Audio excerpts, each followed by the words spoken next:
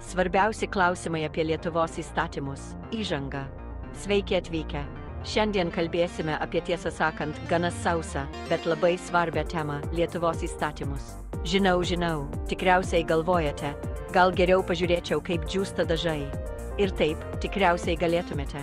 Bet prieš perjungiant kanalą, pažadu, šis video nebus nuobodus. Mes kartu pasinersime į Lietuvos įstatymus ir pabandysime suprasti, kaip jie veikia, be jokių sudėtingų žodžių. Turto valdymas. Ar efektyvumas svarbus? Pradėkime nuo turto valdymo. Girdėjote posakį tvarka pusė gyvenimo. Na, o efektyvus turto valdymas pusė sėkmingos valstybės. Tai reiškia, kad turime žinoti, ką turime, kaip naudojame ir ar negalėtume to daryti geriau, nes niekam nepatinka, kai jų pinigai yra švaistomi. O valstybės biudžetas tai mūsų visų pinigai. Tad taip, turto valdymo efektyvumas yra labai svarbus. Viešieji pirkimai, skaidrumas ar jo imitacija. Dabar pakalbėkime apie viešuosius pirkimus. Tai sritis, kur dažnai kalbama apie neskaidrumą ir korupciją. Ir nebe reikalo. Juk kalbame apie daug pinigų. Todėl viešųjų pirkimų skaidrumas yra labai svarbus. Tai reiškia, kad kiekvienas žingsnis, kiekvienas sprendimas turi būti viešas ir aiškus visiems. Tik taip galime užtikrinti, kad mūsų pinigai būtų naudojami sąžiningai. Darbuotojų sauga. Ar tai tik formalumas? Pereikime prie darbuotojų saugos. Deja, Lietuvoje nelaimingų atsitikimų darbe vis dar pasitaiko per dažnai. Ir dažnai tai nutinka dėl to, kad nesilaikoma saugos reikalavimų. Darbuotojų saugumas turėtų būti svarbiausias dalykas kiekvienam darbdaviui, o ne tik formalumas. Juk kalbame apie žmonių gyvybės ir sveikatą. Valstybės turtas. Kam jis priklauso? Grįžkime prie turto valdymo. Šįkart pakalbėkime apie valstybės turtą. Tai ne tik Seimo pastatas arba prezidento rezidencija. Tai ir miškai, ežerai, žemė. Visa tai, kas priklauso mums visiems. Ir svarbu suprasti, kad valstybės turto valdymas turi būti atsakingas ir skaidrus.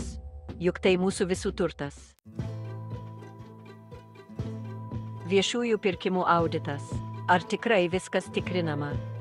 Jau kalbėjome apie viešųjų pirkimų skaidrumą, bet svarbi ir kontrolė – viešųjų pirkimų auditas.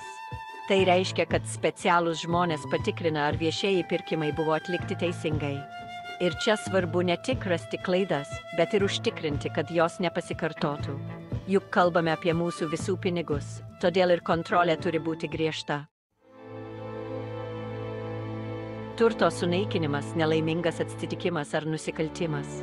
Deja, kartais nutinka taip, kad valstybės turtas yra sunaikinamas. Ir čia svarbu išsiaiškinti priežastis. Ar tai buvo nelaimingas atsitikimas, aplaidumas, o galbūt tyčinis nusikaltimas.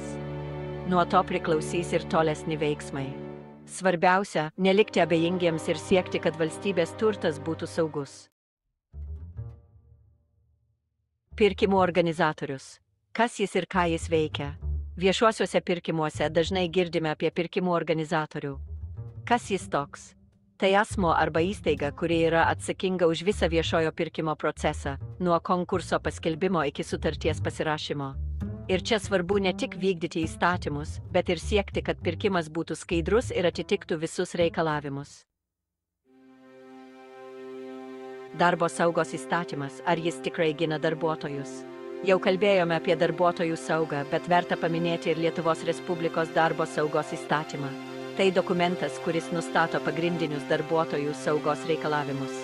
Ir nors įstatymas egzistuoja, svarbiausia jo laikymasis.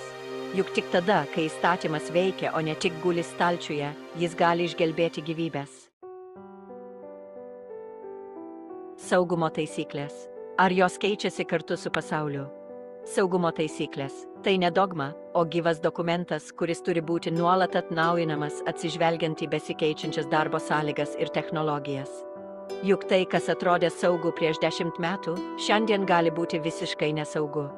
Todėl svarbu ne tik turėti saugos taisyklės, bet ir užtikrinti, kad jos būtų aktualios.